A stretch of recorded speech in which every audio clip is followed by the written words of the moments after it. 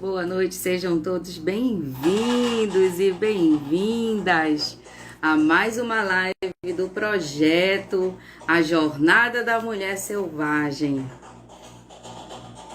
Oi, boa noite, Adriana. A Adriana sempre está aqui conosco, seja bem-vinda a todos vocês que estão entrando. Hoje a gente vai falar sobre a história do Patinho Feio. Que história, hein? Já chegamos aí quase na metade do nosso projeto da jornada e essa é uma das histórias que mais toca. Eu já fiz dentro de um outro projeto esse conto e eu percebi que é o conto que mais emociona a nós mulheres, é o conto que de repente mais toca na nossa história pessoal. Não tem como a gente não visitar a nossa própria história e repensar esse conto. A gente já conhece o conto do Patinho Feio, sabemos todos ali como que o patinho vira o cisne, mas ela traz uma visão diferente, uma perspectiva sobre a mãe pata. E isso é muito interessante. Sejam todos bem-vindos. A nossa convidada já está aqui presente. Seja bem-vinda, Cíntia. Sempre uma honra falar com a Cíntia. A Cíntia sempre... A todos vocês que estão entrando, sejam todos bem-vindos. Que alegria ter vocês aqui.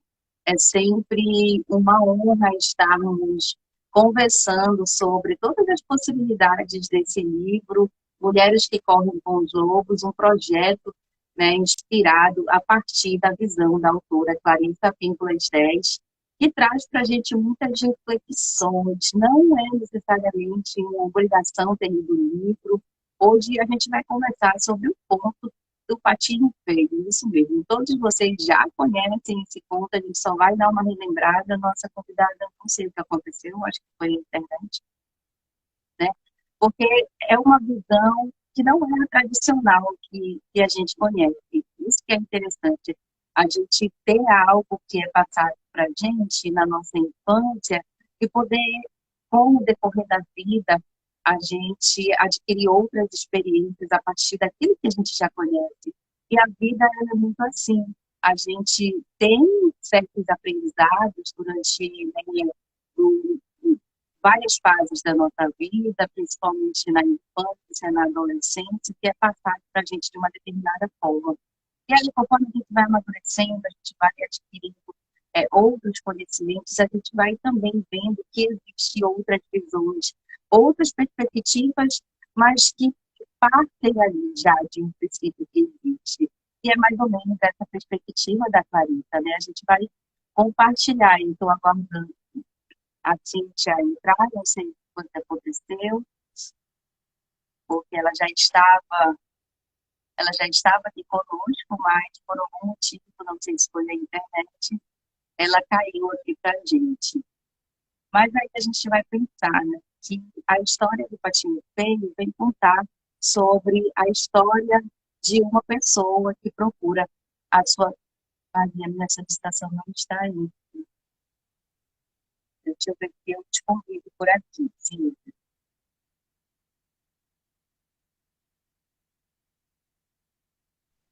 Estranho. Ah, agora acho que vai dar. Agora deu certo. Ai, que bom, né? Boa noite. Eu já estava preocupada. Mas que bom. Boa noite. Tudo bem, Maria? Está me Seja ouvindo? bem-vinda. Estou te ouvindo, estou te vendo, toda linda, maravilhosa. Ah, Raquel aqui entrou. Raquel, de vez em quando, dá uns cochilinhos na nossa live, mas ela segue firme e forte. É a minha irmã. que legal. Eu convidei muitas mulheres também. Vamos ver se elas aparecem por aqui. É, o comecinho, porque o Instagram ele demora um pouquinho para divulgar, por isso que a gente sempre pede para clicarem aí no coraçãozinho, para com que mais pessoas possam estar aqui conosco, para com que mais mulheres possam participar desse momento, que esse conto é incrível. O livro todo é incrível e, particularmente, o conto do Patinho Feio traz umas reflexões diferentes daquela que a gente está habitual, né, que a gente já conhece. A Clarice ela traz aí uma outra roupagem. Isso que é interessante. Né? E aí, qual a exigência, né, para a gente aprender? A gente está disposto a ouvir, a nos conectar com os ensinamentos. desse livro, que a gente acredita que a leitura coletiva dele tem o poder de transformar a nossa jornada. Vamos começar, Cíntia? Vamos sim. Vamos pensar um pouquinho nessa história, né? Eu fiquei encarregada de contar a história. Claro, como toda história, né? Vai ser baseada na nossa percepção, né, Maria? Vamos lá. Só que eu gosto de contar histórias, então vamos lá. O Patinho Feio é uma história que você já conhece, muita gente já conhece, mas nós vamos ver agora numa versão, né, da autora do livro Mulheres que Correm com os Lobos. E nessa história, vamos imaginar um reino, né, na floresta, e aí tem uma pata que está chocando os seus ovinhos, e os ovinhos começam a nascer, né? Eles começam a quebrar e saem os patinhos. Porém, um ovo continua intacto do mesmo jeito. E aí as pessoas começam a, né, chega uma mulher, uma pata velha, e questiona, esse pato, esse ovo não é seu, é de uma perua, esse ovo não vai se adaptar com você. Começa a colocar defeito. E aí a pata começa a se justificar, porque assim, ela já passou tanto tempo com aquele ovo, e ela fala, não, eu já testei, ele é meu mesmo. Ele só é um pouco maior, mas eu já esperei tanto tempo ir sozinha. E nessa hora ela fala do pai, né? O pai nunca apareceu por aqui. Já fiquei até agora, eu vou esperar o tempo dele. E aí demora um tempo, esse ovo, ele se choca e sai. Quando ele sai diferente dos outros. Ele sai com a roupagem, com a pele totalmente diferente. E aí todo aquele local ali, né, próximo do lago, toda aquela floresta, todo mundo começa a apontar para aquele pato, né? Aquele pato diferente. Todo mundo fala que é feio. E aí a mãe também acha aquele pato feio, mas ela fica assim, entre, nossa, como ele é feio, mas ao mesmo tempo ela quer proteger, ela quer amar, né? Isso está muito dentro de nós, mães, né? A gente vê os defeitos dos nossos filhos, mas ao mesmo tempo parece que assim, que a gente pode falar, os outros não podem, né? Você pode xingar seu filho todinho, né? Mas os outros não podem, mais ou menos isso. E aí todo mundo, esse patinho começa a sofrer. Vem um pato lá doido e pega ele reconhece esse patinho como um estranho e ele fala assim, ó, por ele ser feio, ele merece ser castigado, por ele ser feio, ele merece sofrer. E aí essa pata protege o filho. Só que o tempo vai passando e ela não consegue proteger ele de tudo. Então, assim, os próprios irmãos começam a fazer bullying com ele, a pontuar a feiura dele, como ele era estranho, como ele era. Todo mundo começa a falar. E ela cansa, ela se sente tão sufocada dessas, como é que eu penso, essas críticas a essa diferença, que ela suspira alto, ela fala assim, ai, seria melhor se ele fosse embora mesmo. Então, assim, é interessante porque a gente vê aí assim, uma mãe abrindo mão de um filho por não aguentar o imposto pelas críticas ao redor, né?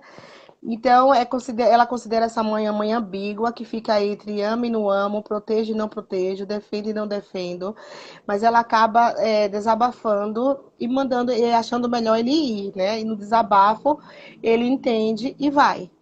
Só que desse vai, ele se liberta, porque ele vai peregrinar por várias situações. Ele viaja por todo o inverno, né? Primeiro ele começa a brincar, né, com a própria água. Ele brinca sozinho o tempo todo na água, porque ele era uma pessoa rejeitada. E aí, de tão frio que estava, ele ficou congelado. Aí vem um caçador e resgata ele. E aí ele é levado para um outro local, uma fazenda. Mas lá ele encontra uma galinha e um gato que o criticam também. Nossa, que cara estranho. E ele sempre querendo se encontrar, se conhecer.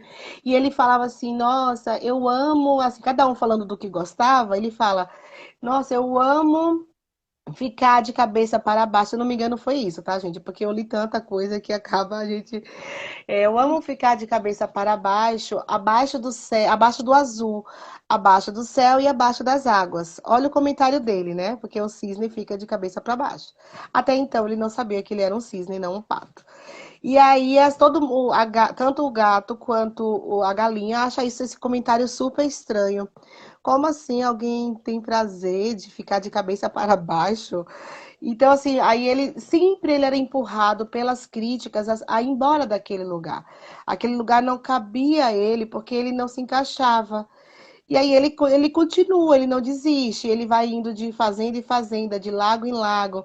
Ele encontra pessoas que chamam ele, só que à mesma hora vamos pensar, essas pessoas foram mortas, né? No caso, ele encontrou outros patos, outros pássaros que o convidam. Ah, você tá sozinho? Nossa, é muito feio, hein? Ah, mas vamos ali que eu vou te apresentar para um grupo de pessoas.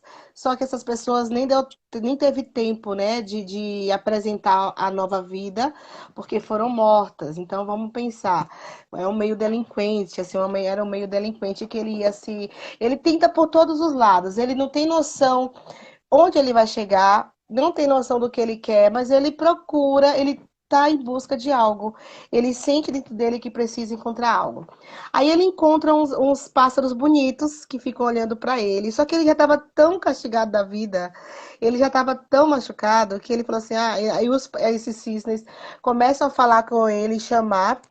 E ele fala assim: ah, eu vou me abaixar, vou colocar a cabeça na água, porque agora vai ser a morte. Tipo assim, eu não aguento mais sofrer, então essa vai ser o golpe fatal. Mas não, naquele momento, era um cisne que reconheceu ele, né, e o acolheu. E quando ele viu que ele não foi picado, que ele não foi castigado, que ele não foi machucado, ele levantou e percebeu a semelhança. E aí ele foi convidado para ir com eles, com o bando. E aí quando ele encontra os outros, né, fazem uma festa, todo mundo faz uma festa. E ele percebe que o cisne tem um canto diferente, e quando ele responde ao canto, ele responde com o mesmo tom.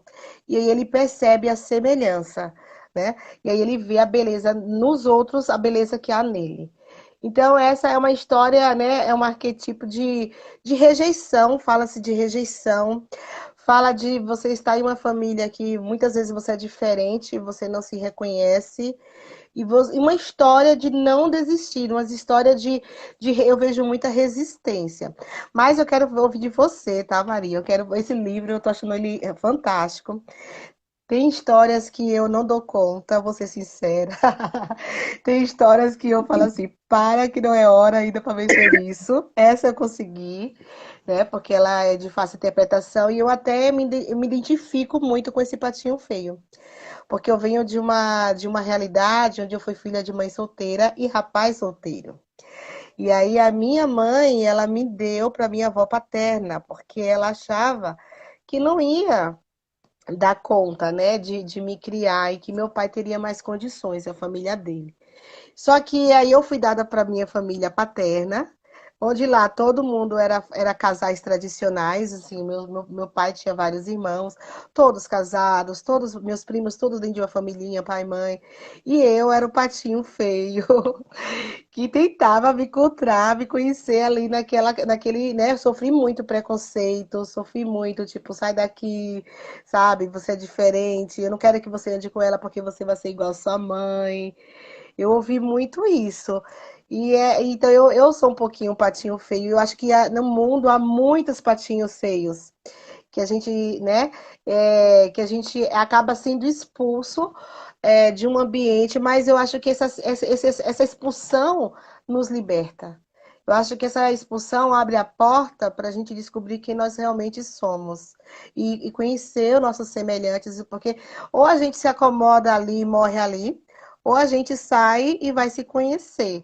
E aí eu queria já falar também dessa mãe, só o primeiro ponto que me chamou a atenção, que essa mãe, a gente, claro que a Clarissa, né, chama ela de ambígua. Ela teve um momento de fraqueza, né? A mãe fraca, ou a mãe prostrada, que não protege o filho. Ela tem a característica da mãe criança, que talvez não teve orientação de outras mulheres para ser mãe e acolher a diferença. Mas eu vejo assim também, eu acho que a minha mãe, ou essa mãe pata, ela fez o melhor, porque se ela não viu que não ia dar conta daquilo ali, e ela libertou ele para ele encontrar o caminho dele. Por mais que ele teve que passar por vários invernos, por muitas lutas, aquilo tornou ele forte. Então, eu entendi assim que quando alguém é dado, por exemplo, uma adoção, uma mãe que dá, não é uma mãe ruim. É uma mãe que pensou no melhor para o seu filho e pensou assim: eu, nesse momento, eu não sou o melhor. Então, eu vou pensar no melhor para o meu filho. E deu, né? Seja para o mundo, seja abrir a porteira, seja falar, vá embora, porque aqui não cabe você. Foi uma forma dela se proteger e proteger ele, mas ao mesmo tempo ela libertou ele também daquele lugar de viver ali adaptado e não viver todo o potencial de cisne dele. Nossa, que incrível, assim, eu fico até emocionada, porque obrigada por contar um pouco da sua história. Eu acho que enriquece muito, porque vendo você hoje, né, a gente não imagina o caminho que você teve que percorrer para estar aqui e o quanto que esse conto ele é forte, ele pode sim impactar vidas positivamente no sentido da gente pensar, né? Você falou coisas fantásticas. Muito obrigada pelo seu depoimento. É quase um reality show, né? Mas é isso que nos torna humanos, Sim. porque é isso que enriquece o nosso conhecimento, porque a gente também, o fato da gente estar aqui, né, conversando, dialogando sobre o que a gente leu, não significa que a gente também não faça as interpretações para a nossa própria vida, para a nossa própria história, para a gente também identificar qual que é a nossa mãe, porque o patinho está em todos, não. Como todos os outros contos, a gente sempre fala, somos todos os personagens novamente, né?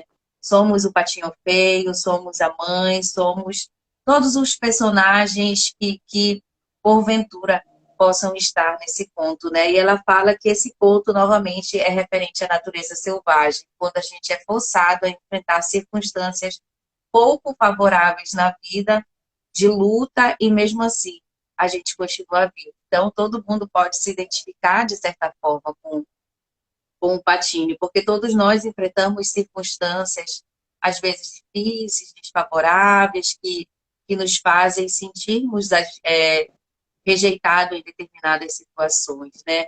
E ela vem trazer dois arquétipos para a gente. Ela fala muito sobre os arquétipos. E aqui fica muito claro o arquétipo da mãe, né?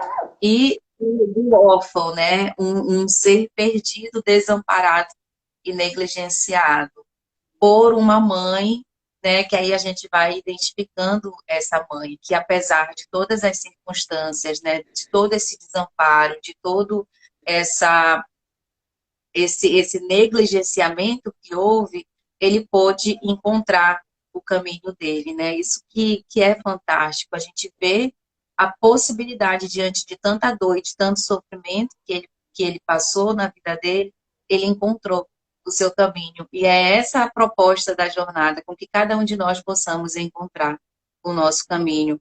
E o mais interessante é que esse caminho, ele é sempre construído, né? Ele está sempre mudando, ele nunca vai ter um fim, a não ser quando a gente realmente for embora, mas enquanto vida existir, sempre vai haver a necessidade da gente estar se envolvendo com todas essas questões da nossa psique, né?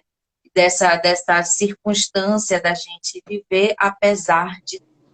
Eu acho que o patinho feio, ele tem muito dessa característica, apesar de tudo que ele viveu, apesar de toda a dor, de todo o sofrimento, ele conseguiu, e de uma forma com que ele teve uma história traumática, mas ele não ficou traumatizado, né? Eu acho que é isso que é muito significativo dessa história, né? Da gente ver que essa história proporciona a nós, indivíduos, né, a entender que nós pertencemos a um todo, né, que a nossa história, ela tem muitas possibilidades, apesar de, né, e aí a gente pensa um pouquinho nessa mãe pata, né, que a princípio ela fala, ela divide aqui, né, ela vem falar, antes de falar da mãe pata, eu achei interessante ler aqui da página 199. né? Ela fala sobre as muitas versões do patinho feio, né? Os significados básicos que nos interessam são os seguintes, né? O patinho da história simboliza a natureza selvagem, que, quando forçada a enfrentar circunstâncias pouco propícias, luta instintivamente para continuar vivo. Né? A natureza selvagem sabe a resistir, né? Às vezes com elegância, às vezes tem muito estilo, mas resistindo a si mesmo. Graças a Deus por esse aspecto. Para a mulher selvagem, a continuidade é uma das suas maiores forças, né? E aí a gente pensa que nós, né, enquanto eu não sou mãe ainda, né? Foi um aspecto que me tocou quando eu li, né? Eu disse, poxa, mas eu não sou mãe, como que eu vou falar, né, sobre essa mãe? Porque a diferença do conto que a Clarissa traz para a gente no livro é justamente referente ao arquétipo da mãe, né? Assim, ao meu ver.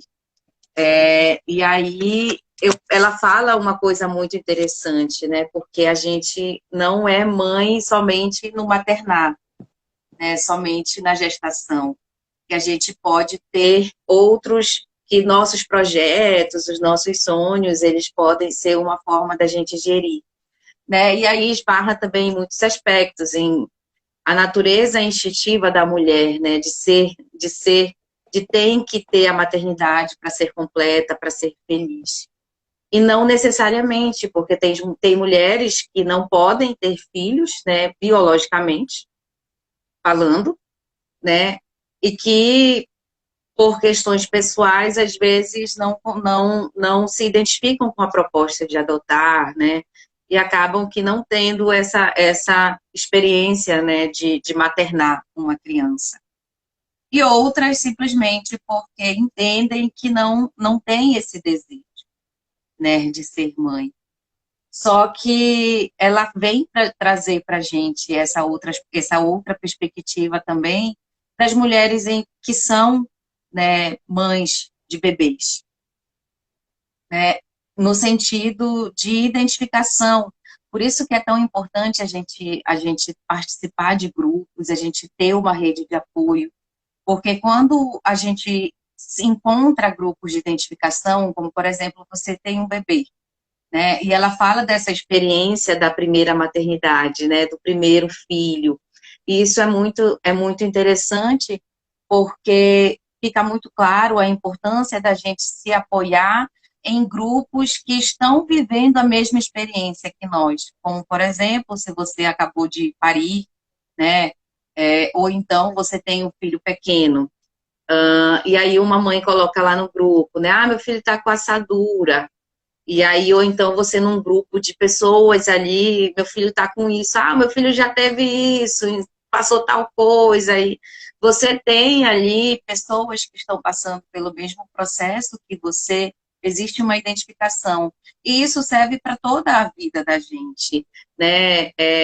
Nós, como, por exemplo, estamos participando dessa jornada, pessoas que possam ter experiência diferente com esse ponto, assim como a gente sempre traz, né? A Cíntia, a Maria, porque são visões diferentes. A Cíntia se identificou com a própria história dela, se identificou com esse patinho cisne, com esse patinho que virou o cisne. E isso é muito significativo, porque às vezes a gente não se vê como um cisne, mas outra pessoa nos vê como cisne.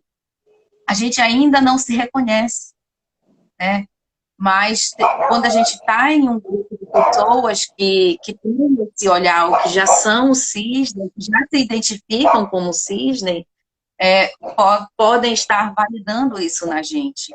É quando aquela pessoa, e ela traz esse exemplo também, não sei se de algumas coisas que eu li, é referente, por exemplo, você tem pessoas que você convive, né, que te dão um certo incentivo, que você tem uma identificação. A Cíntia pode, né, se a gente adquirir uma certa intimidade, poxa, eu queria fazer tal projeto, mas eu estou com dúvida, eu não estou me sentindo segura. E a Cíntia, como uma pessoa, de repente, né, ou quando você vai identificar uma pessoa mais experiente, ou então com uma experiência diferente da sua, ver essa capacidade de você que nesse momento você ainda não visualiza. E aí ela pode ser esse cisne que te encontra, te reconhece e te traz para esse grupo, mesmo quando você ainda não se identifica como um cisne. E isso é importante, porque às vezes, quando a gente está em grupos errados, como aconteceu com o Patinho quando ele estava com um gato, com um cachorro, né? Quando você está num lugar com grupos errados, você não, tudo você vai ser o errado, né? E aí a gente fala muito sobre a questão da ovelha negra, né? Da família, da pessoa que é o diferente.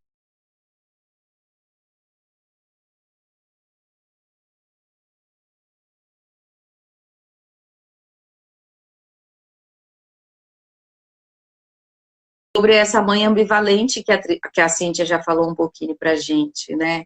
Essa mãe que ela protege ele inicialmente, né? Uma coisa interessante também do conto que a Cíntia trouxe é a velha que vem visitar, né? A velha pata.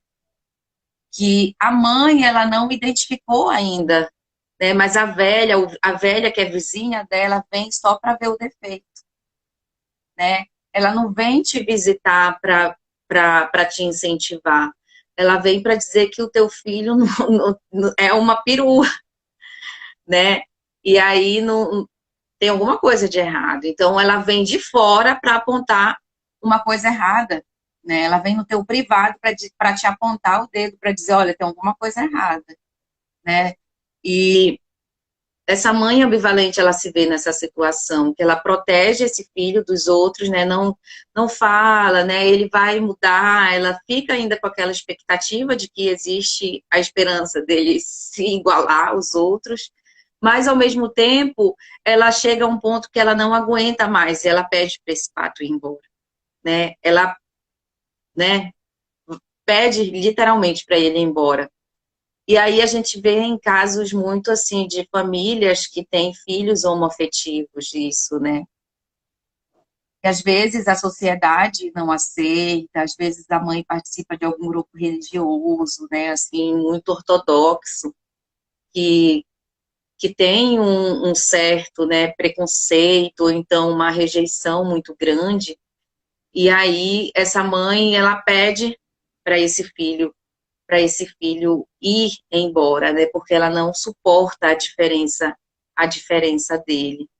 E aí a gente pensa, né? Uma das características para a gente pensar interessante da mãe, que a gente falou lá na nossa primeira live, né? Sobre o que seria esse arquétipo. É interessante a gente entender muito que esse arquétipo da mãe é algo que perpassa, né, gerações e gerações, que é o do cuidado, o do suporte, o do acolhimento, né? Quando a gente pensa em mãe, chega, a gente só imagina coisas boas, né? É um arquétipo. Só que é interessante porque uma mãe, ela é um ser humano, né?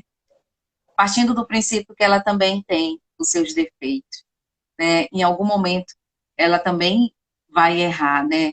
Ou seja, por acolher demais, ou seja, por negligenciar, né? E aí a gente precisa identificar, porque ela traz uma questão muito importante, que é da mãe real, que é a nossa mãe, né?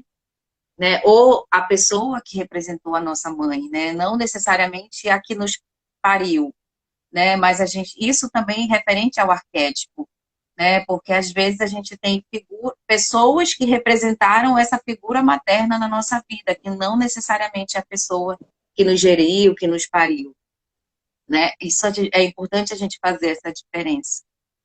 E desculpa, eu falei muito, aí me deu um pouquinho de falta de ar. Uma gripe que não quer me deixar, mas estou bem. A imagem, e existe a mãe da nossa psique, né? Que é aquela mãe que a gente fantasia na nossa cabeça, que mais para frente a gente vai falar um pouquinho mais, né? Não sei se a Cíntia quer Então, ela aproveitar o gancho. quero sim. Ela tem assim, ela apresenta 4 tipos de mães, né? A mãe ambígua, que é a mãe que fica dividida entre proteger o filho e ouvir a sociedade. A mãe prostrada, que é a mãe fraca quando ela é vencida pela sociedade e ela não protege o filho. A mãe criança é aquela mãe que não teve a própria mãe e ela se sente incapaz de cuidar desse filho. E a mãe forte, que é a que nos defende, nos ensina, que nos empurra para frente, que ensina valores.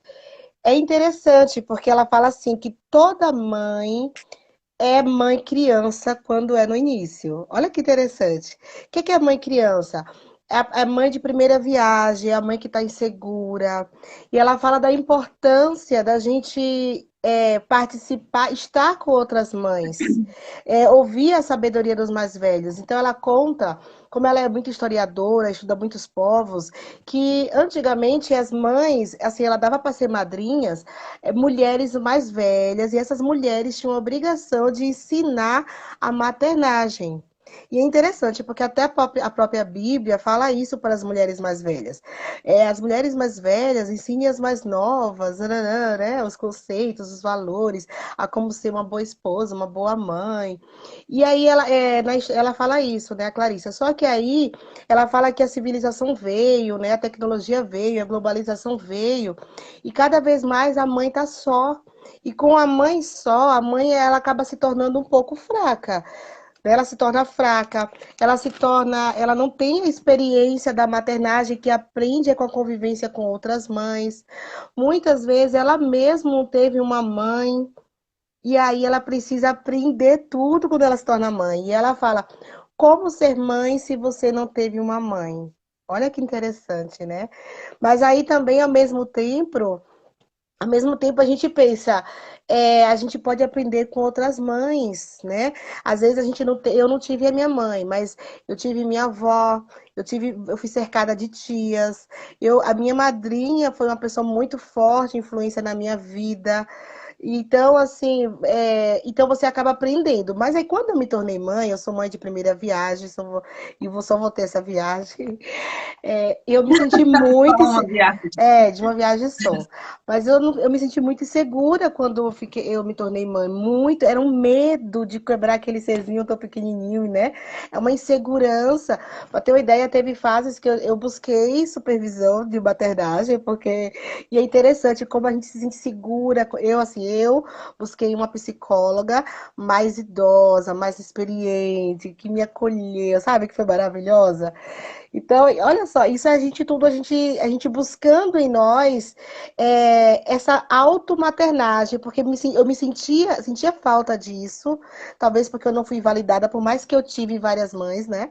Mas talvez não foi validado aquilo. E aí, quando me tornei mãe, eu senti uma insegurança gritante que eu precisei buscar isso.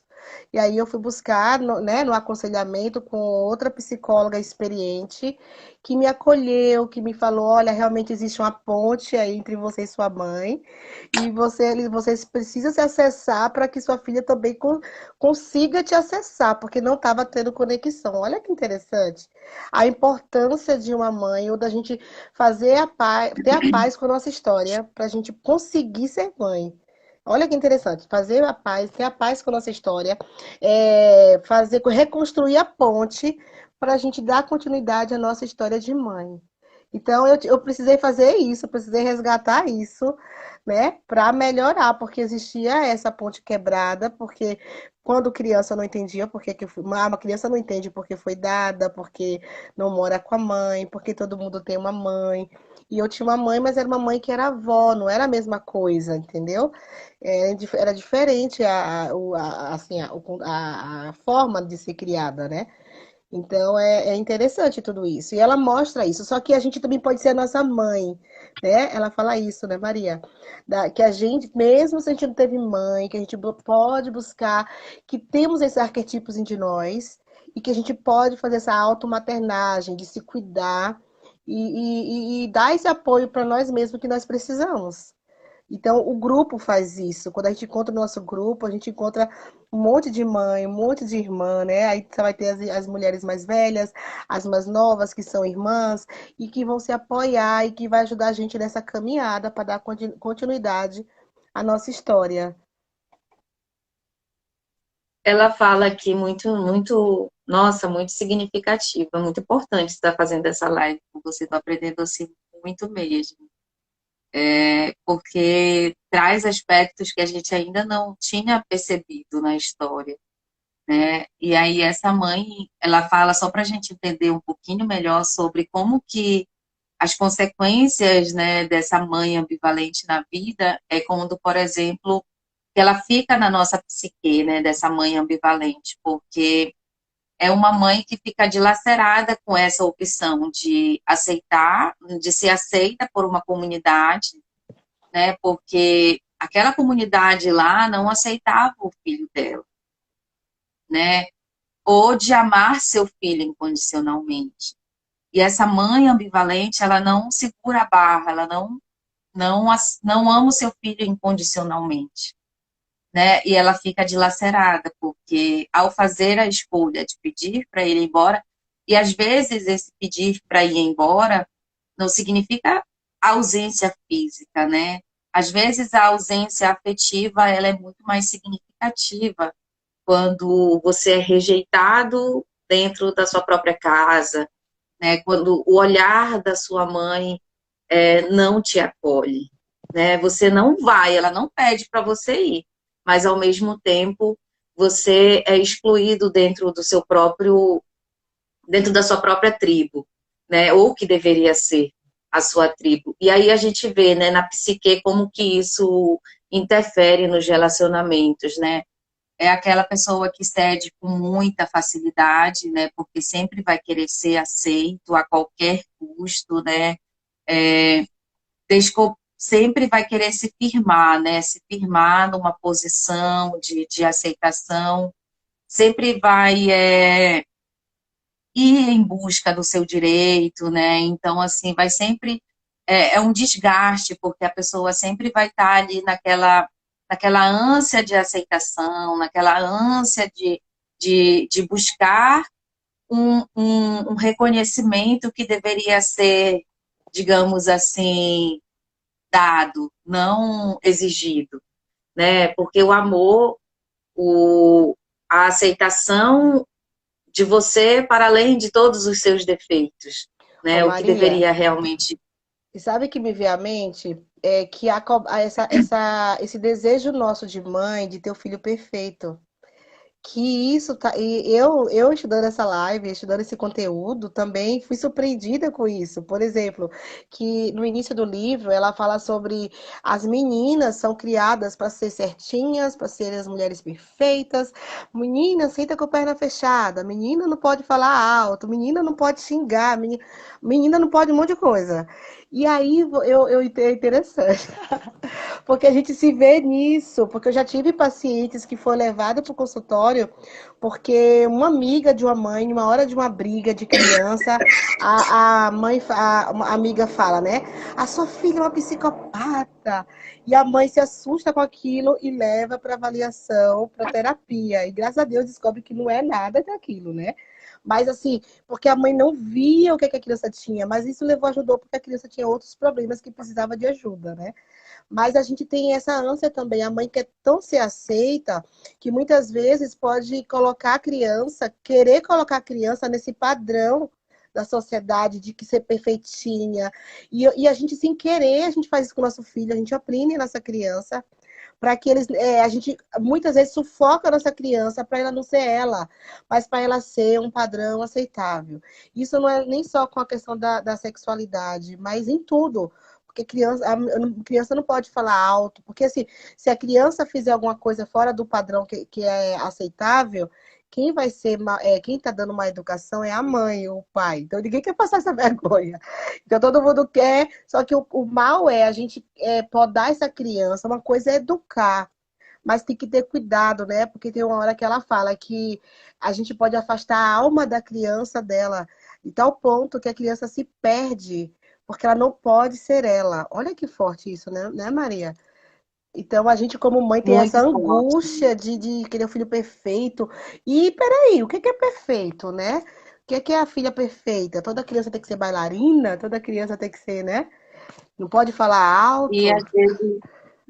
às vezes tem muito assim, dos pais, né, da mãe, idealizar tanto aquele filho a um ponto de que se cria uma fantasia de um filho, né? Incrível que a gente, né, tem dois casos muito parecidos na clínica de mães ambivalentes e o mal que pode ocasionar na psique desses filhos, assim, na vida adulta, porque cria-se uma idealização de um filho perfeito que não existe, né?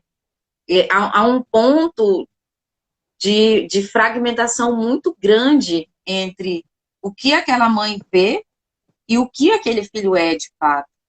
E às vezes aquela mãe, ela pensa assim, não, eu vou, é como se fosse uma salvação para ela mesma, o filho, tipo, eu errei, eu fiz tal coisa e eu quero, e o meu filho não vai passar por isso. E às vezes o filho vai lá e trilha o mesmo passo. E aí essa mãe se vê frustrada a um ponto de culpar a filha, né? Porque a filha vai engravida na mesma época, na mesma idade que ela, sendo que aquilo para ela foi a pior vergonha, né? E aí existe uma mãe ambivalente muito significativa e que dilacera a psique do filho. Olha só, é muito real isso, gente, muito real. Chega na clínica, literalmente, as consequências de uma mãe ambivalente quando realmente ela não consegue lidar com isso. E uma das estratégias para ela lidar com isso, ela não, né, ela pensar no que precisa ser feito e fazer. Ah, eu sou uma, né, ou sou uma mãe ambivalente, ou então eu sou filho de uma mãe ambivalente, digamos assim, né? O que fazer, né? Tem possibilidades, ela traz, a Clarice é bom que ela traz, assim, soluções, né, para as questões. Tem aqui uns comentários que eu vou ler que eu acabei esquecendo, né? A Alcilane colocou também que ela, tu falou, né, que ela também só quer uma viagem, só quer uma viagem, parou já. E aí ela colocou assim, né, que compra a questão já do que a gente está falando, né, compra tudo para criança porque não teve quando era criança. É, é uma questão assim que você quer suprir uma necessidade que é sua, né? O que a gente fala, pessoas que têm compulsões, né, por compra. Ela quer comprar tudo que na infância ela não pôde, né? Então, ela quer suprir um vazio lá atrás, né? Compulsão por comida sempre tem uma origem, né? E você sempre querer suprir ali, querer dar tudo engraçado, que é isso que ela falou, que é muito interessante. Porque é justamente essas falas das duas pessoas, eu tenho tudo que o dinheiro pode comprar. Eu tenho casa, eu tenho carro, eu tenho uma estabilidade financeira muito boa, né? De financeiro nada me falta.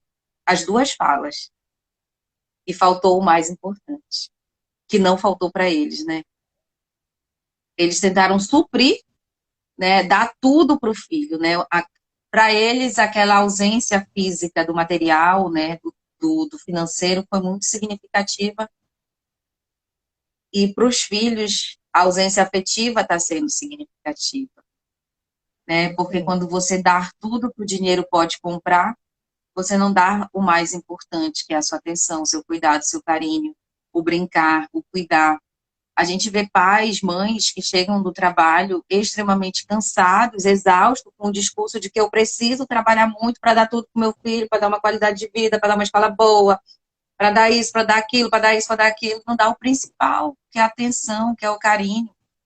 Chega exausto em casa. Criança fala, não tem tempo, está cansado, não tem tempo de ouvir como foi o dia, né? Terceiriza tudo, não tem tempo para brincar. Então, assim, a gente vê uma sociedade, isso é muito real. Esse livro tem 25 anos, né? Assim, fantástico quando a gente vê um livro que é tão ainda significativo para a nossa sociedade, que traz tantas reflexões. E aí a gente passa para a mãe prostrada, Acho que a gente vai estender um pouquinho. A gente ia fazer em menos tempo, né? Eu olhei aqui o relógio e me espantei. Fiquem com a gente, não saiam daí, porque a gente fala muito e mesmo doente a gente fala, né? Meu Deus, hoje a gente vai fazer em menos tempo. Mas é porque é muita coisa, a gente acaba se empolgando. E assim, a gente vai falar um pouquinho agora da mãe prostrada, né, Cíntia? Quer começar? Não pode falar um pouquinho. Eu só peguei que a mãe prostrada, ela é uma pessoa fraca. Ela é aquela que não consegue ensinar e não fortalece o indivíduo, não fortalece a criança, não fortalece o ser que ele é. Então ela desiste. E aí, nessa questão da Clarissa, até você comentou e eu queria voltar no ponto. Que a nossa cultura, né, a nossa civilização, ela passa por anos a ideia de que a mulher, para se fortalecer e legitimar como mulher, ela precisa de um homem, ela precisa casar. E aí eu vi aqui uma pesquisa, segundo o IBGE de 2017, são mais de 11 milhões de famílias brasileiras compostas por mães solo. Podemos imaginar como a mulher pode se sentir tão deslocada a ponto de não se considerar merecedora de seguir o arquetipo de mãe digna e radiante. Aí ele fala que assim existe um peso muito grande nessa mãe solo, né, que é uma cobrança da sociedade. E isso ainda existe, isso ainda é real. E você falou desse livro tem mais de 20 anos, e ainda existe, assim, é algo que está dentro de nós, essa necessidade de querer um homem, porque é muito difícil, a gente que trabalha com criança, com família, a gente vê como é difícil. A carreira solo, né, gente? Ser mãe solo, diante das lutas, fica tudo mais difícil. E aí, ultimamente, tem tido muitos filmes, né? Como aquele filme Mads, né? Que fala sobre isso. E eu já comecei o filme de Natal aí, a maioria é de mãe solo. Adoro o filme natalino. E a maioria é mãe solo, essas mães lutadoras que estão sofrendo e que se superam. E aí ela fala muito isso, que essa mãe prostrada é uma mãe que abriu mão, porque assim, quando ela é questionada sobre o filho, o ovo que não nascia, ela fala do pai. Ela fala que o pai nunca apareceu e que ela estava ali sozinha, nunca apareceu durante o tempo que ela estava chocando os ovos. Então é uma mãe solo, e só que ela não deu conta, A né? mamãe pata, a mamãe solo. Isso. Então, assim, eu conheço mãe, gente, que teve 10 filhos tentando sair da mãe solo. E essa pessoa falou assim pra mim: toda vez meu sonho era encontrar um homem, casar com ele e ajudar a criar os filhos que já existiam. Mas a cada relacionamento que eu entrava, gerava mais um. Resultado, ela falou: se fosse hoje ela é uma idosa. Ela fala assim: se fosse hoje, eu só teria uma criança. Ela tem 10 filhos, né? Claro que hoje todos adultos, mas tudo por causa desse arquetipo que não se sente digna, né? Uma mãe digna e radiante, por ser uma mãe solo, sendo que foi uma mãe lutadora, que conseguiu vencer, superou tantas dificuldades, mas ela tinha essa necessidade, esse desejo interno dentro dela. Então, isso é um desejo que é passado de geração em geração, né, Maria? Esse desejo, não falo que não é importante, não é real, porque só quem é mãe solo sabe o que gostaria talvez ser diferente, né? Mas eu vejo o sofrimento das crianças que não têm o pai presente. Eu vejo isso e eu acho muito sofrido. E o sofrimento que essas mães passam para cobrir, para tentar diminuir o sofrimento dessas crianças, desses pais ausentes. Existe até uma questão, assim, dentro da própria psicologia, né, assim, quando as mães falam, né, eu sou mãe e pai, né, é algo que a gente não sabe exatamente, né, sobre esse conceito, assim, uma opinião formada, porque talvez ela seja uma mãe 100%, a melhor mãe que ela consegue, mas ela vai ser mãe, né, essa ausência ela vai ser presente. Né? É interessante, né, quando a gente fala de ausência e presença ao mesmo tempo, né? Parece incoerente, mas é algo que a gente percebe na clínica, né? Que fica uma lacuna, mas que quando ela consegue ser a melhor mãe, né, de todas, fica um pouco menos nítido essa, essa, essa ausência, né? E aí essa mãe prostrada é aquela mãe que desiste, né? Aquela mãe que não aguenta a pressão. É uma mãe quebrada, né? É a mãe quebrada que não aguentou a barra e mandou ele embora, né? Quando você trouxe, né, a questão da adoção, é algo muito significativo dessa mãe quebrada, né? Dessa mãe prostrada. Ela precisa ter muita força para ela entender que ela pode fazer mais mal do que bem para aquele filho, porque às vezes ficar não significa que você vai ser amado ou que você vai ser saudável. A gente tem aí vários casos, né? Precisamos falar de Kevin, né? É um filme de uma mãe prostrada que fez muito mal, né, para aquela criança. E às vezes nem. E aí a gente fala do arquétipo da mãe, muito interessante. Nem toda mulher nasceu para ser mãe. A gente vê filhos muito adoecidos por terem essa mãe prostrada, né? Que é um sentimento de não pertencimento àquele lugar materno, né? Não pertence a ela, né? E às vezes é um caminho que é perceptível naquele momento de dar uma oportunidade, né? Você dá, às vezes, aquilo que parece ser o pior mal que aconteceu com você pode ter sido a sua maior chance, Sim. né, de se livrar. Então, assim, a gente reconhecer essa mãe quebrada também, mas fica o arquétipo no nosso inconsciente, né, de recusa, né, a sociedade não está habituada a falar sobre saúde mental, ou muito menos a lidar com essas situações, né, de rejeição ou de qualquer coisa que ou ela cria uma situação mirabolosa, né, para fantasiosa, que é irreal, né, ou então ela joga aquilo muito cru na sua cara, né, a sua mãe não quis, a sua mãe te deixou, né, e aquela criança vai crescendo com um sentimento de por quê, né, ela não me quis, qual é o meu defeito? Eu só posso ter algum defeito, né, o que que eu fiz de errado, né, você cresce com aquilo de que tem, você já nasceu com alguma coisa errada, né? Você tem algum defeito para que outra pessoa não queira você. E, na verdade, às vezes não é referente a você, é referente à pessoa. Ela já está quebrada, Ela não né? dá E isso é conta. muito significativo. Ela não dá conta Não e dá às vezes conta. o melhor é o dar. Como no caso, para minha mãe, o melhor foi dar. E assim, claro que eu não entendi isso quando era criança, né? Eu me senti rejeitada e abandonada. Só fui entender isso depois de muito adulta.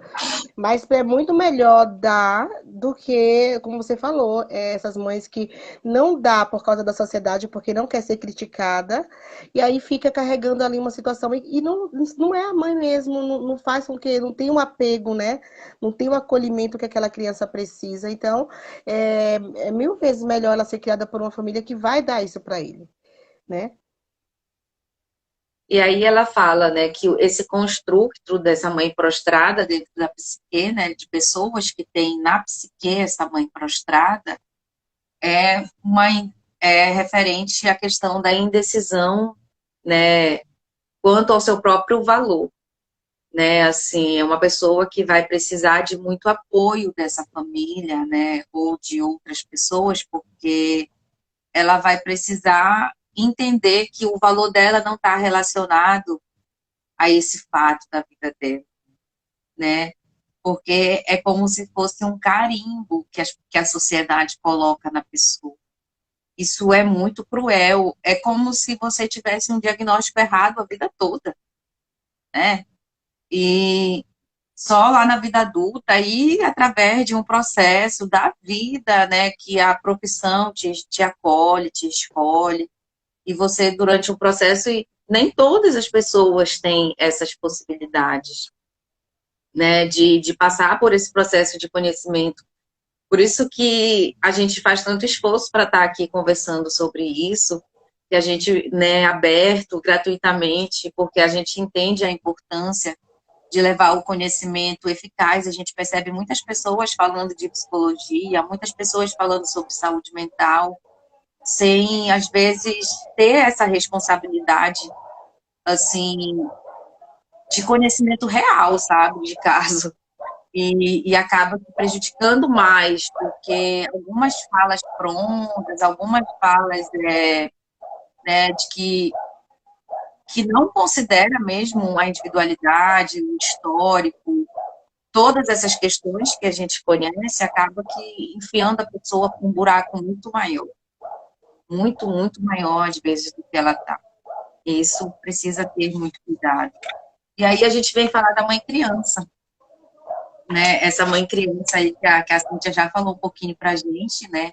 Da mãe ingênua, o tipo mais de mãe comum, mais frágil, de longe de ser a mãe ideal, mas ao mesmo tempo é a mãe que todas nós, né, ou que todas as mulheres que passam pelo processo de ser mãe de primeira viagem vão ter essas características, né? A mãe criança, ela é muito interessante porque ela causa uma atitude, ao mesmo tempo, assim, de uma mãe frágil, jovem, ingênua, né? Jovem, né? Na verdade, independente da idade, né? Hoje a gente percebe mulheres sendo mães muito mais, né? A gente caminha para um movimento diferente também, isso é interessante, de mulheres sendo mães mais tarde, né? Seus 40 anos, 45, a gente percebe esse movimento diferente e essa ingenuidade, ela não é referente à idade, como a gente sempre vem falando, né, aqui, uma idade cronológica, mas uma idade mental de uma experiência que você está passando pela primeira vez. Sim. Né, que durante muitos séculos é aquilo que eu acho que tu já falou, né, sobre, acho assim, que a gente percebe que alguns valores, algumas coisas precisam ser preservadas. Nem tudo que é antigo precisa ser invalidado. Né? A gente caminha para uma sociedade em que algumas coisas, né, de criação, de relevância, né, vamos mudar, revolucionar.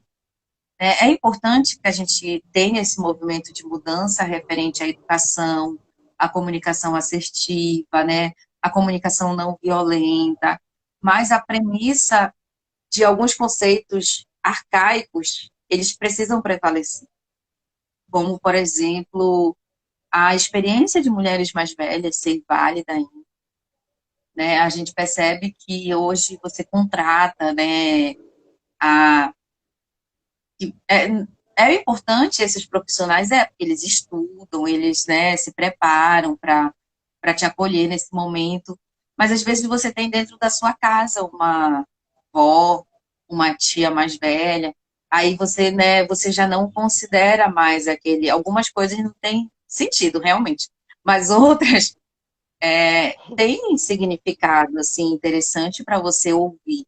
Eu acho que a gente tem que aprender a ouvir as pessoas mais velhas, é importante. Tem conhecimentos que são preciosos, que só a experiência da vida é capaz de dar, que não está em livro, que não está, que eu não tenho, a Cintia ainda não tem, é a vida que dá para a gente, que conhecimento científico nenhum vai te proporcionar. Isso é interessante, é uma coisa que a gente precisa considerar. Da segurança. Quando eu ganhei neném, né? Aí eu ia ficar sozinha, e aí eu convidei a minha madrinha, que é minha tia, né? Que me ajudou a me criar na época quando eu fui para minha avó, ficar comigo. E aí foi interessante, ela ficou 15 dias.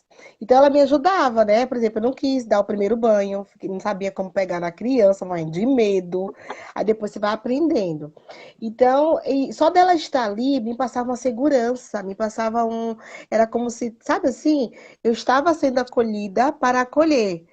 Quando deu os 15 dias que ela falou, vou embora, meu Deus, bateu medo de ficar sozinha. Como seria agora eu com essa criança pequena, né? E foi um medo muito grande. Claro que a gente, né, assim, a gente vai buscando se aprender, né, estudar, e a gente vai errar também, e Deus vai capacitando, dando graça. Isso foi uma coisa que eu sempre quis, mas eu quero dizer que esse acolhimento materno, esse acolhimento de outras mulheres, é muito bom. Eu amo ouvir outras mulheres até hoje. Eu amo ouvir as mulheres mais velhas que têm a sua sabedoria. Por exemplo, os chás, né? Hoje eu estava conversando com a Maria e eu falei: já tomou chá, Maria? Faz chá e tal coisa. E isso foi passado pela minha avó. A minha avó, toda vez que estava doente, antes de médico, só ia para o médico em último caso. Mas primeiro eram os chás e muitas vezes resolvia, né? E às vezes a gente vai primeiro no médico, quase toma um monte de remédio e aí não resolve ainda, e aí eu lembro do chá. Então, assim, esse conhecimento de geração em geração é muito bom. E tem muita coisa que deve ser preservada, né? E ela, uma das coisas que ela fala é como essa mulher, não sei se você vai falar, se vai ser da mãe, da última mãe, sobre qual é o alimento básico para a alma, não só a alma feminina, mas principalmente a alma feminina, para a alma selvagem. Que eu comentei no início que a gente, como mãe, às vezes quer colocar nossa filha numa caixinha para ela ser um padrão que a sociedade, para a gente não ser, como é que eu posso falar a palavra? Para a gente não ser questionada, para a gente não ser criticada, né? E a gente às vezes está marcando a nossa filha, a gente está tirando dela, e dependendo dessa mãe, se for uma mãe, às vezes, um exemplo, uma mãe narcisista, uma mãe muito ruim, uma mãe que não teve mãe e que nem busca aprender a ser mãe, ela acaba prejudicando essa criança, como você falou, né? E aí, como fazer para alimentar a alma básica, né? A nossa alma básica, a alma da criança, levar ela a essa interação com ela mesma, para que fortaleça ela durante a viagem. Você vai falar isso no ponto 4? Estava olhando aqui os comentários do Paulo Vieira, né, que ele é meu colega, falou assim, parabéns, né, te dando parabéns pela abordagem, pela tua fala.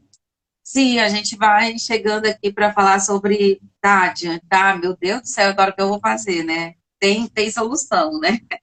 A gente, de repente, se viu aí numa situação, ela traz a mãe forte, né? A prole forte, eu acho que é uma das coisas que tranquilizam a gente, né? Assim, para a gente pensar em todos esses efeitos dos danos, né, da nossa psique, mas que tem solução, que tem caminho, quando a gente sempre fala, né?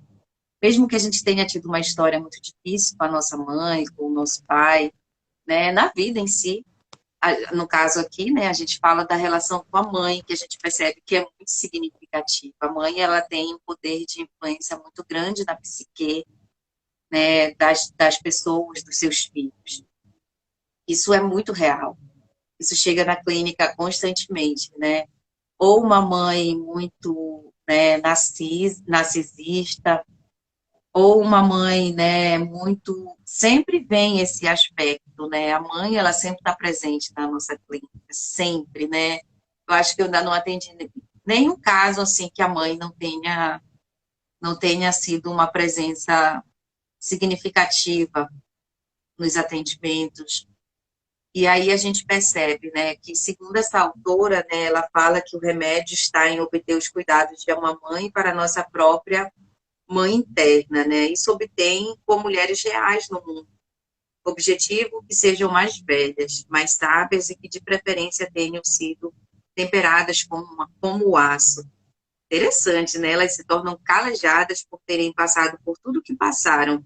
Independente do custo, mesmo agora, seus olhos veem, seus ouvidos ouvem, suas línguas falam e elas são gentis. Apesar de tudo, de todo o calejamento da vida, a gentileza permanece, né? E a gente vê através dos exemplos de outras mulheres, né? Por isso que os grupos, eu acredito muito no poder dos grupos, assim, Porque às vezes a gente tem a falsa impressão que só a gente está passando assim, por aquilo, por aquela situação, por aquele sofrimento. E quando a gente vê que outras pessoas passam, às vezes, por situações que a gente fica de boca aberta, como que conseguiu passar por tudo isso, né? E ainda sobreviver, né? Aí a gente percebe que realmente, através dos exemplos, como ela fala aqui, né? Mulheres que já viram, mulheres que já ouviram, mulheres calejadas e que continuam gentis consigo mesmo. Eu acho que é o mais importante, né? E aí ela fala dessa mãe interna que toda mulher precisa, né? E isso consegue por meio dessas mulheres que a gente já falou, né? Que para a autora os relacionamentos entre as mulheres têm como base a afinidade e são de grande importância, porque em qualquer idade precisamos de conselho e orientação. Ela acredita que a imagem e o conceito de mãe selvagem não pode e não devem ser abandonados. Embora muitos estudiosos da psicologia, né, da mãe selvagem, da mãe da alma, identificam que essa mãe ela sempre vai precisar estar em transformação, né? Essa mãe é a escola na qual nascemos, a escola na qual aprendemos, a escola na qual ensinamos, tudo ao mesmo tempo e pelo resto de nossas vidas, porque a vida é uma escola, né? Qual é a escola que a gente está aprendendo a ressignificar essa mãe, né? Sobre as experiências vividas na infância com uma mãe destrutiva, né? A Clarice ela fala que o período, embora não possa ser apagado da memória, pode ser atenuado. O grande problema nesses casos é o medo de que algo essencial tenha morrido naquele período, algo que nunca possa ser ressuscitado, pois em termos psíquicos significa que a morte da mãe, mesmo quando uma mãe fraqueja, falha ou é destrutiva, podem sobreviver e crescer independentes, né? Perceber o dano sofrido e mesmo assim registrá-lo na memória permite o desenvolvimento futuro. Quando você nega a sua história, quando você foge, né, e você não reconhece, é pior. Porque quanto mais você nega, mais ruptura causa, né, de fragmento com o real e com a tua fantasia. Isso é muito significativo e é muito comum, é muito real. Esse livro ele é fantástico porque a gente vê ele acontecendo assim na prática. A gente já está aqui com o tempo estourando, tem algumas coisinhas para a gente falar. Fiquem conosco até o final, a gente já está quase finalizando, né? Só para dar uma resumida básica, né? Ela fala, né, desse ponto das más companhias, da aparência indevida, né? Assim, e essa questão das más companhias, eu só queria ler aqui um pedacinho, né? Que existem diversas soluções para as más companhias, né? Se a mulher conseguisse parar para examinar o seu próprio coração, ela veria nele uma necessidade de que suas habilidades, seus dons e suas limitações fossem respeitosamente conhecidos e aceitos. Portanto, para começar a cura, pare de se iludir com a ideia de que um pequeno paliativo irá consertar uma perna quebrada. Seja franco frente às suas feridas, e assim terá uma imagem correta do remédio necessário. Não jogue no vazio o que for mais fácil ou estiver mais disponível. Faça questão do medicamento adequado. Você o reconhecerá porque ele irá lhe fortalecer sua vida em vez de enfraquecer. A gente percebe que às vezes, se o patinho decidisse ficar lá com o gato, ele foi acolhido naquela fazenda. O fazendeiro pegou ele, estava numa situação. Às vezes acontece isso, você está na merda. Alguém te vê, né, te acolhe, não para te ajudar, entendeu? Te leva para um lugar que mais te prejudica, que só te humilha, mas você tem uma dívida de gratidão com aquela pessoa porque foi a única que te acolheu, foi a única que te estendeu a mão. Mas na verdade ela viu que você estava ali, não estava bem, te deu um abrigo, ok, te ajudou naquele momento, mas não é uma dívida eterna, né? E às vezes você escolhe ficar num lugar que também não te pertence, né? Num lugar em que as pessoas não reconhecem o seu valor, em relacionamentos em que mais te quebram do que te restauram, né? Te livrou de uma morte, mas te levou para uma morte rápida, né? Que seria o congelamento. e te levou para uma morte fragmentada. E aí a gente pensa no ponto da vassalista, né? Que a gente precisa, a gente ainda precisa passar pelo conhecimento do fogo, né? A gente só vai saber a diferença quando a gente tiver o fogo, né? Porque o fogo mostra para gente que é a iluminação, né? Mostra para gente o lugar que a gente precisa permanecer, a gente vai reconhecer. É muito incrível como isso acontece. E aí ela fala também da aparência, né? Não se pode tirar leite na casa do carneiro, né? Temos, então, uma mulher bem comportada, com boas intenções, nervosa, ofegante, no anseio de ser boa.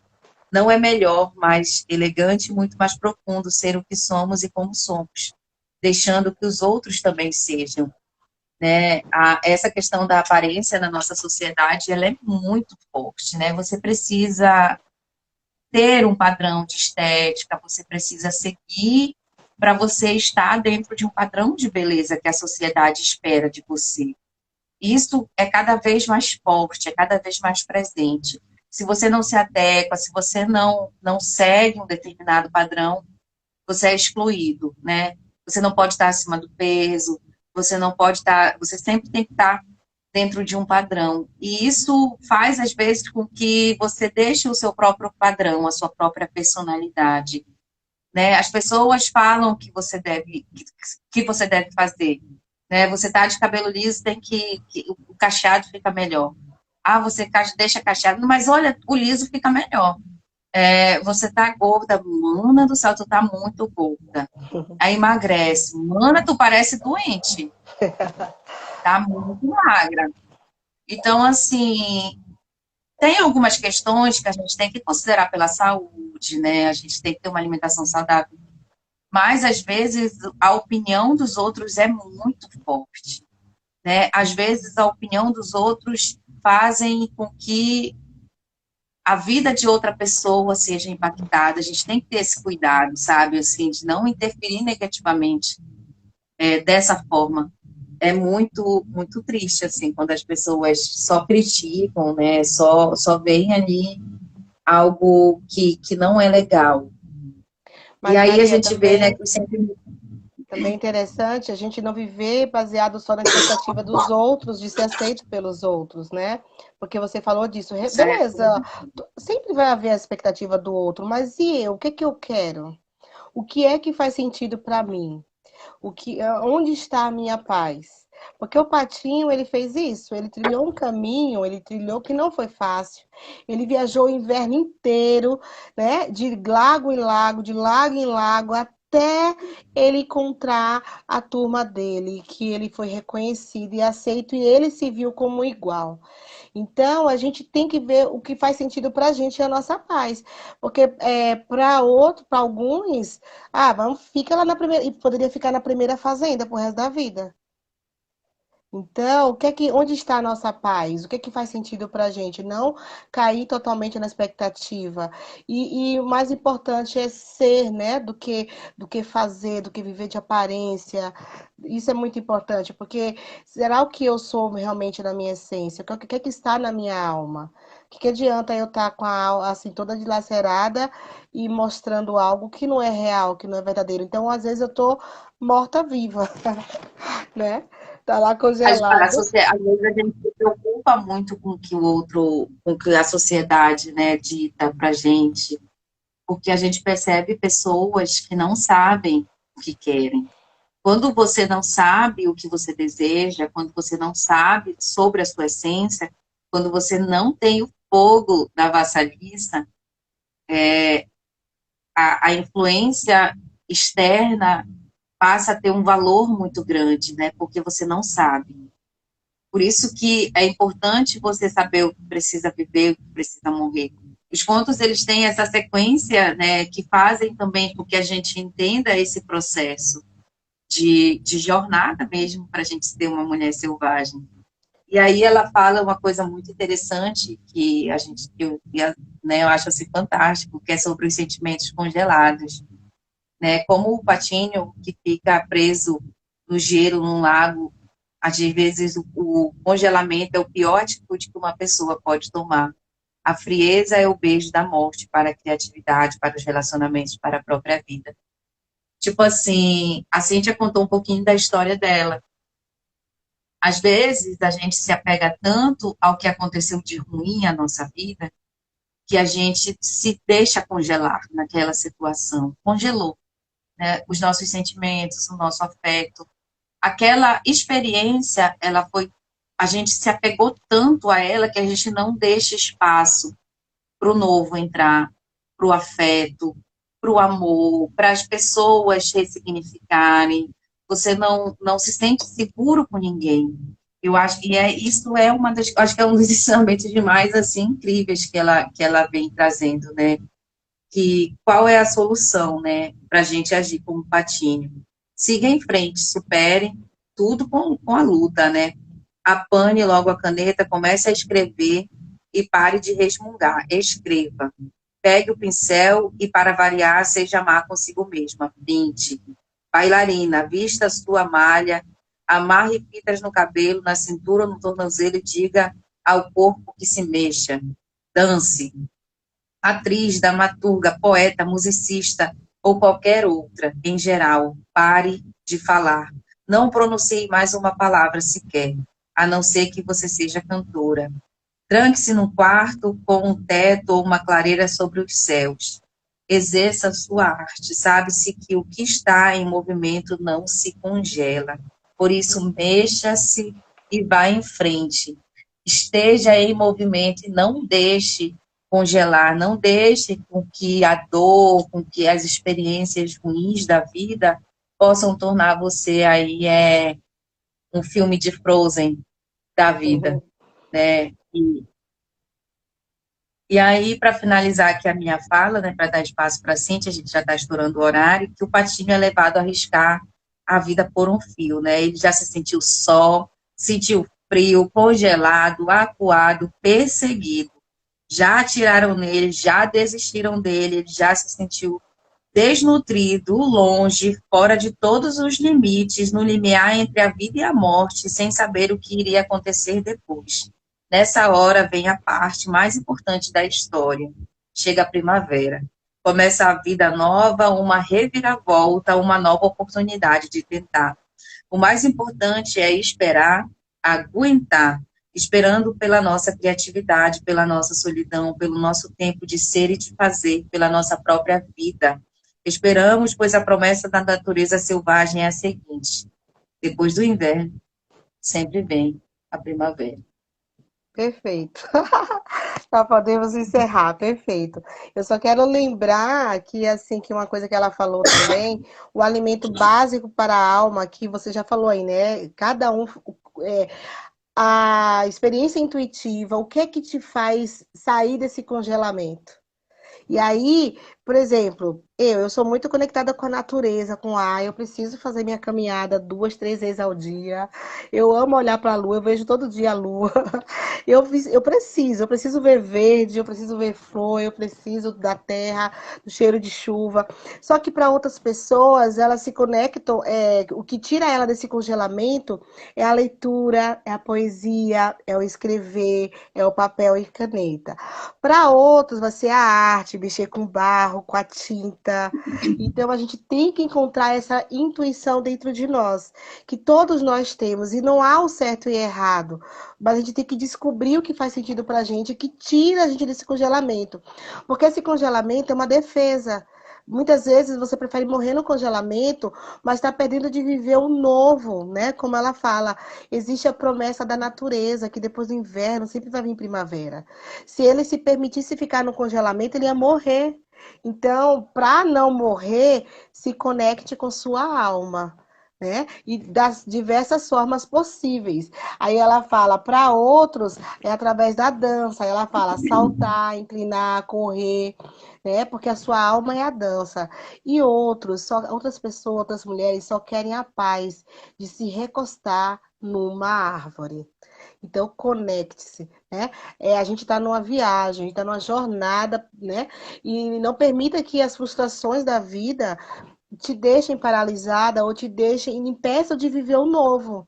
E o novo nem sempre vai ser o novo casamento ou o novo emprego, mas o recomeçar naquele mesmo lugar, muitas vezes. Então, aí você tem que perceber através da sua intuição, da sua sabedoria, né? Mas não permitir esse congelamento. É que isso eu quero dizer para vocês. Encerra assim, né? Se conecte com a sua alma. Descubra o lindo cisne que tem Gente, dentro de cada uma de nós. somos todos cisne, apesar de, né, em algum momento termos nos sentido patinho feio, né, existe um cisne dentro de cada um de nós, né? Eu acho que a live foi muito, nossa, eu amei estar aqui com vocês. Espero que vocês possam compartilhar, né? Se você está vendo aí a reprise, né? Compartilha, coloca nos status, ajuda a gente a divulgar o projeto também, né? Se sentirem confortável, à vontade, né? Para falar alguma coisinha lá no grupo, é sempre bem-vindo. A gente gosta muito de aprender, respeita também que cada pessoa tem o seu processo, tem a sua própria jornada.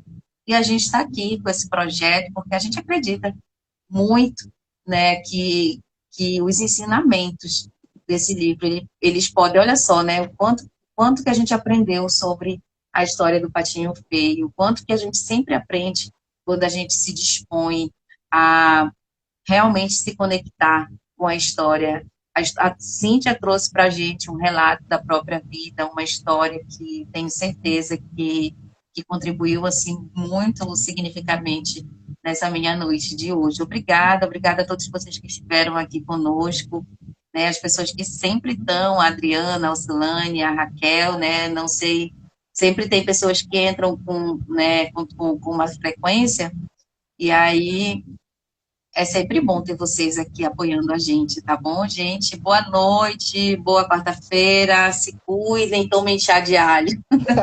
Gratidão pela oportunidade, viu, gente? Foi um prazer estar com vocês.